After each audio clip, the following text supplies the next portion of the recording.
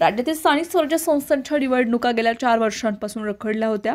या रखडलेल्या निवडणुकीला आता मुहूर्त लागला। राज्यामध्ये 288 नगरपालिका आणि नगरपंचायतीच्या निवडणुकांसाठी उमेदवारी अर्ज हे दाखल करण्याची प्रक्रिया सोमवारी पार पडली। त्यासाठी 2 नोव्हेंबरला मतदान आणि 3 नोव्हेंबरला मतमोजणी पार पडणार आहे।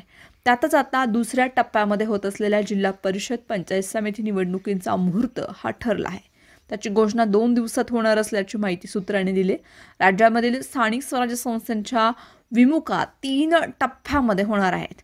त्यानुसार पहिल्या टप्प्यामध्ये होत असलेल्या 288 नगरपालिका आणि नगरपंचायतीच्या निवडणुकांसाठी 2 डिसेंबरला मतदान होणार आहे। तर दुसऱ्या टप्प्यामध्ये जिल्हा परिषद पंचायत समिती निवडणुका डिसेंबर महिन्यामध्ये होण्याची शक्यता आहे। तर तिसऱ्या टप्प्यामध्ये राज्यातील महापालिकेच्या निवडणुका होणार आहेत। त्यामुळे उत्सुकता शिगेला पोचली।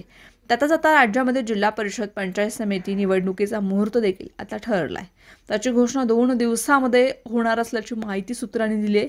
त्यामुळे पुढच्या महिन्यामध्ये होत असलेल्या राज्य विधिमंडळाचं हिवाळी अधिवेशन डिसेंबरच्या 3ऱ्या अथवा शेवटच्या आठवड्यामध्ये होण्याची शक्यता आहे। या निवडणुकाची घोषणा लवकरच राज्य निवडणूक आयोगाकडून करण्यात येणार असल्याची माहिती आहे आणि त्याकडे सर्वांचं लक्ष लागले।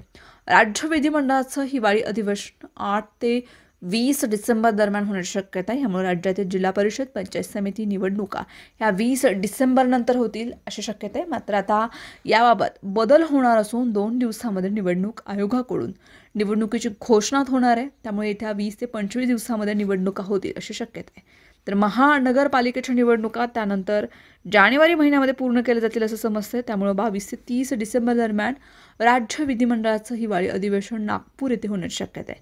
त्यामुळे आता सर्वच प्रशासकीय यंत्रणा निवडणुकीच्या कामाला लागले। नगरपालिका व नगरपंचायतीनंतर आता जिल्हा परिषद पंचायत समिती निवडणुकांना हा मुहूर्त लागणार आहे।